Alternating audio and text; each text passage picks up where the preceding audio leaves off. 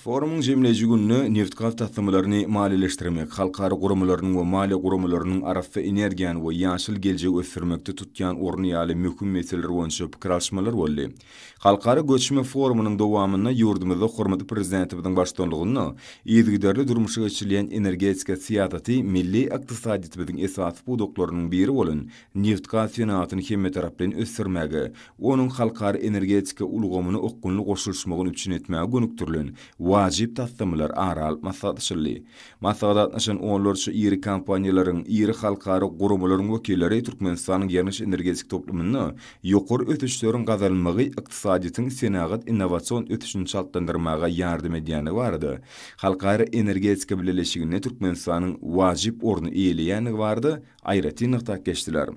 Halkary forumuna gatnaşyjylar Türkmenistanyň neft gaz budagynyň häzirki ýagdaýy, ötüşi we üstünlikleri bilen tanışdylar. Forumun başlygyny eklimum energetikanyň ötüşini Türkmenistanyň eýleýän orny,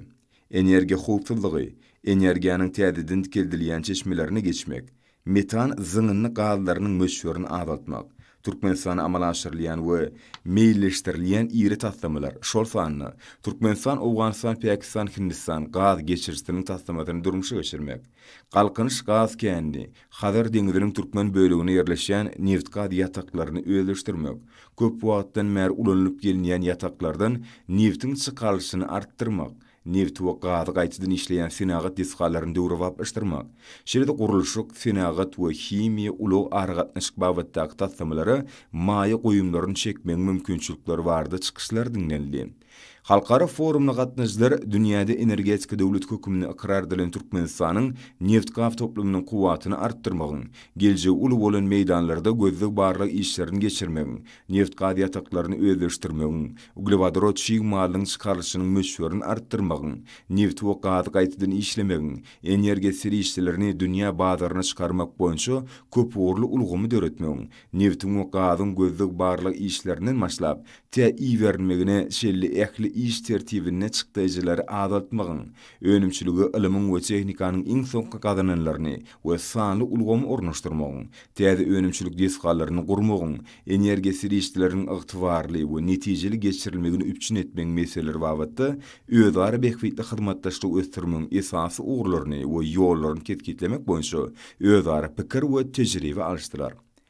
Forum Türkmenistanyň neft gaz gurulşyk senagat himiýa ulug aragatnaşyk budaklaryny maýa goýum tasdimlary bardy giňişçiň tanışmagy we maglumat alşmak hemde olar durmuşa geçirmekde tagalalar birleşdirmeň uğurlaryny arap maslahatlaşmak babatda uly ähmiýeti eýe boldy.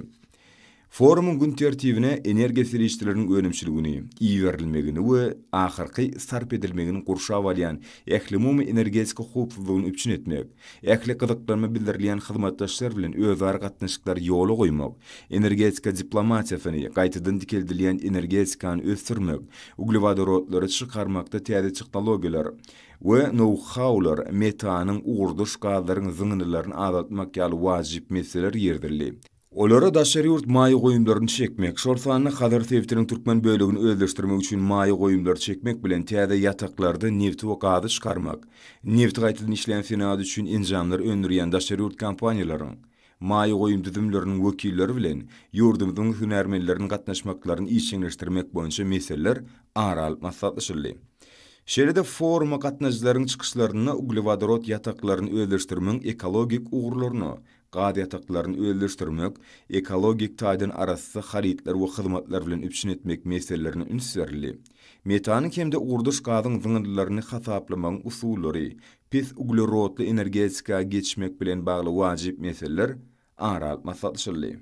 Halkary göçme forumuna gatnaşyjylar hormatly prezidentimize ýüzlenme kabul etdiler.